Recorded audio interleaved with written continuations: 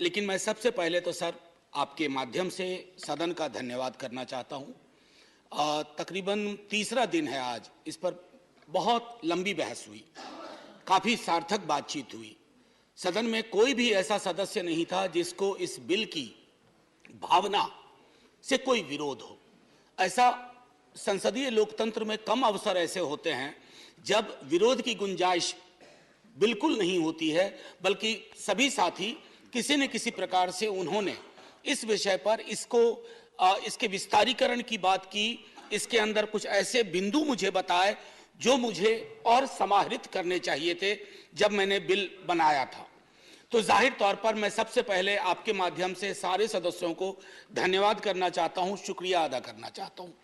Sir, जिस शिद्दत से आज हमारे भाजपा के साथी यूनिफॉर्म सिविल कोड को लेकर के जो कि बिल इंट्रोड्यूस हो चुका है, मैं चाहूंगा कि उसी शिद्दत से आप इस बिल के बारे में भी वही नजरिया रखें, क्योंकि यूनिफॉर्म सिविल कोड पर हमारा आपका विरोध था, विरोध है और विरोध रहेगा।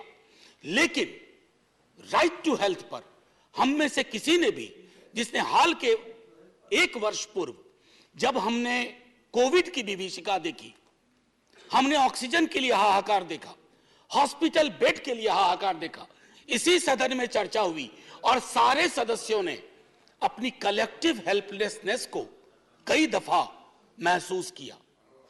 ईश्वर न करे वो क्षण इस देश को फिर देखना पड़े, ईश्वर न करे उस तरह की हाहाकार की परिस्थितियां पुनः पैदा हों इस देश में। लेकिन उसके लिए क्या आवश्यक है?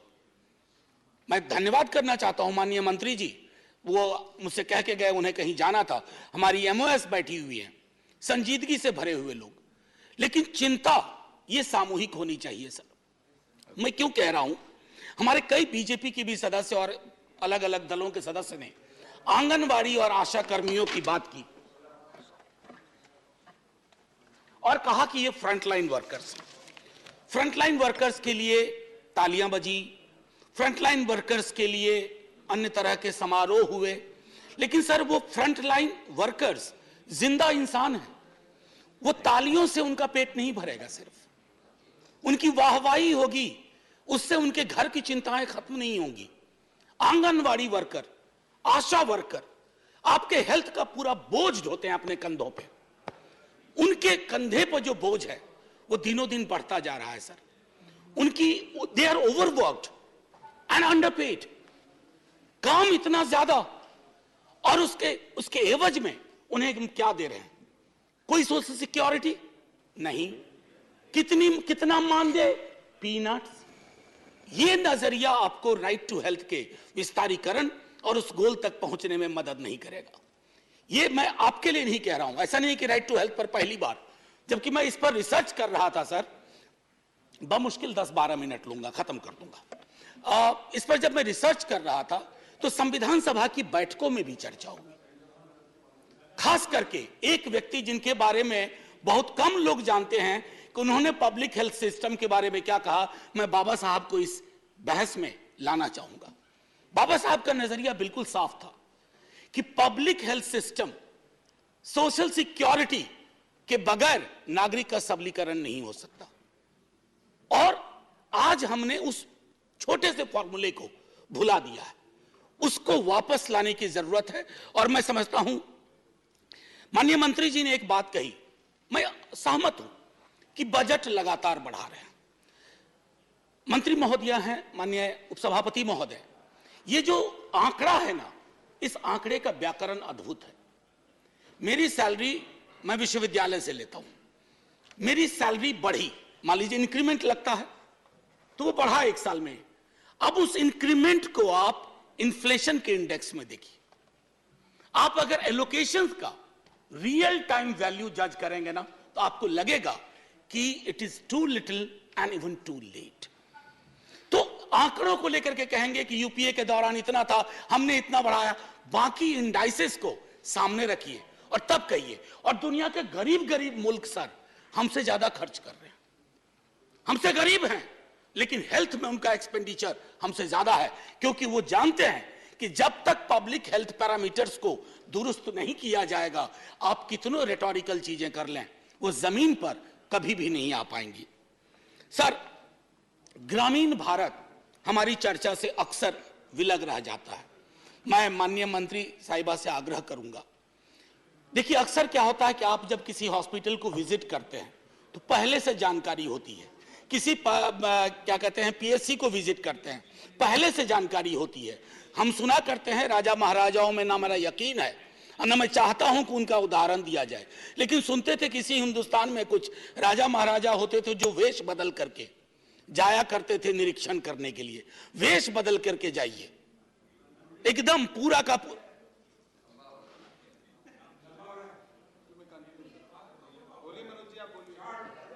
हाँ बोले, आप इधर चेयर की तरफ देखें प्लीज, आपस में एक माननीय उपसभापति महोदय, एक दो उदाहरण छोटा छोटा दूंगा। अटल जी एक दिन अटल जी बोल रहे थे, कांग्रेस के कुछ सदस्यों ने टोका कि अटल जी इतना लंबा बोल रहे हैं। बोला बिना प्रिपेयर करके आया हूं, प्रिपेयर करता तो छोटा बोलता, बिना प्रिपरेशन के बोल रहा। नहीं, जाहिर है सम्मान है उनके लिए। और मैं इसलिए कह रहा हूं कि मैंने पहले कह दिया था ज्यादा वक्त नहीं लूंगा। मैं जानता हूं आज शुक्रवार है, आप सबको कोई ना कोई एंगेजमेंट तुरंत बाहर होगा और मजबूरी है, पार्टी व्हिप है कि बैठना है। एनीवे, माननीय सभापति महोदय, तो ग्रामीण भारत को लेकर के जो मेरी चिंताएं थी, मैंने कहा एक, मैं अगर राइट टू हेल्थ अगर हमने इंश्योर कर लिया, मुझे याद है जब आरटीई की बात हो रही थी तब भी बहुत लोगों की आपत्तियां थी कि इससे क्या होगा, इससे क्या बदलाव आएगा।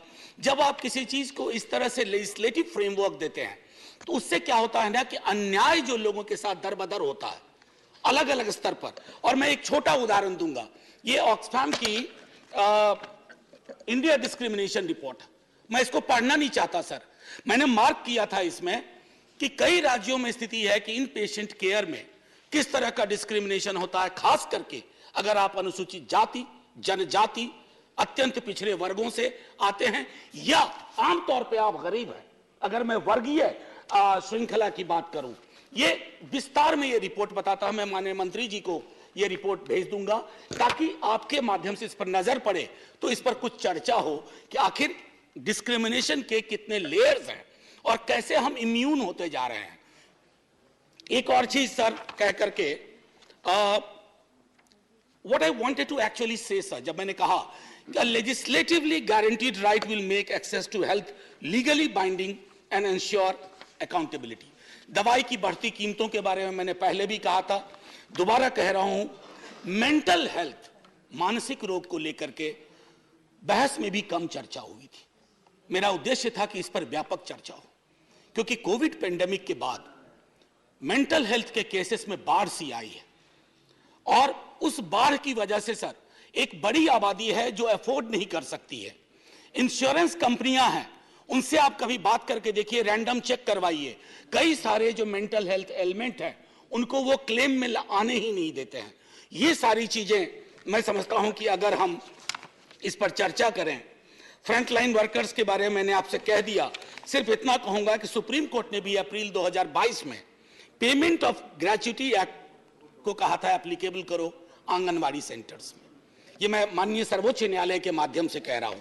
और एक आखिरी टिप्पणी करके खत्म करूंगा, ये जो लाभार्थी है, ये लाभार्थी शब्द बहुत प्रचलित हो गया।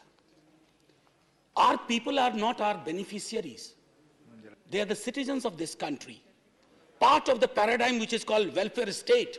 और welfare state में ये लाभार्थी की संज्ञा कि ये लाभार्थी, कोई लाभार्थी नहीं है सर।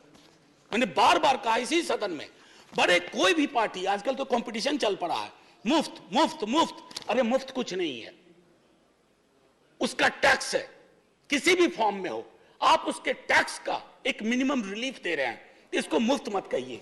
और ये बेनिफिशियरी के नजरिए से मत देखिए, राइट के नजरिए से देखिए, अधिकार के नजरिए से देखिए। सो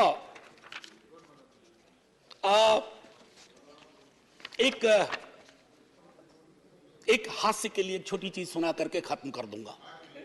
हास्य के लिए, विंस्टन चर्चिल रूजवेल्ट के यहां जाते थे, प्रेसिडेंट थे रूजवेल्ट, व्हील चेयर पे चलते थे। और चर्चिल अपने विट के लिए फेमस थे, हालांकि उनकी पॉलिटिक्स से हम लोग इत्तेफाक नहीं रखते हैं, कभी नहीं रखेंगे। तो चर्चिल साहब को व्हाइट हाउस में ही कमरा मिला करता था, तो वह नहा रहे थे और उनकी नहाने की आदत थी कि नग्नावस्था में नहाते थे। तो रूजवेल्ट पहुंच गए। रूजवेल्ट ने पूछा, जैसे ही व्हीलचेयर वहां ले गए तो हकबका के रूजवेल्ट अपनी व्हीलचेयर को मोड़ा। अब चर्चिल देखिए कैसे संभालते हैं, वो कहते हैं, look mister president, prime minister of UK has nothing to hide from you. मैंने इसलिए कहा थोड़ा हल्के माहौल के लिए, मैं इच्छा बड़ी थी कि मैं डिवीजन ले लूं, इस पर मत विभाजन की मांग करूं, क्योंकि यह बिल हम सबके मन का है। लेकिन मंत्री महोदया मुझे देख रही हैं टुकुर टुकुर और बाकी लोग भी, तो मैं मत विभाजन की अपने टेम्पटेशन को कर्व करता हूं इस अपील के साथ कि सर आज नहीं तो कल ये बिल आएगा, आज नहीं तो कल ये होना है। आप तो दूसरों की भी चीजों का श्रेय लेते हैं, ये करके अपना श्रेय खुद ले लीजिए। अगर आप ये कर बैठे तो एक बहुत बड़ा एहसान होगा इस देश पर, इस देश के नागरिकों पर, और शायद एक आगे जब हम बात करेंगे ना तो हेल्थ को लाभार्थी के नजरिए से नहीं, अधिकार के नजरिए से बात करेंगे। हमारे आशा कर्मी प्रोटेक्टेड होंगे, आंगनवाड़ी कर्मी प्रोटेक्टेड होंगे, डॉक्टर पेशेंट रेशियो बेहतर होगा, पीएचसी लैक लस्टर नहीं होगी, सरकारी अस्पताल में कुत्ते नहीं सो रहे होंगे बेड्स पे, ये शायद बेहतर परिस्थितियां होंगी। Thank you so much sir, thank you to all my friends for great participation. जय Hind, let's keep talking like that. धन्यवाद professor Manoj Kumar Jha ji. So you are withdrawing the bill, Professor Manoj Kumar Jha. You are not putting for the vote. You are withdrawing the bill.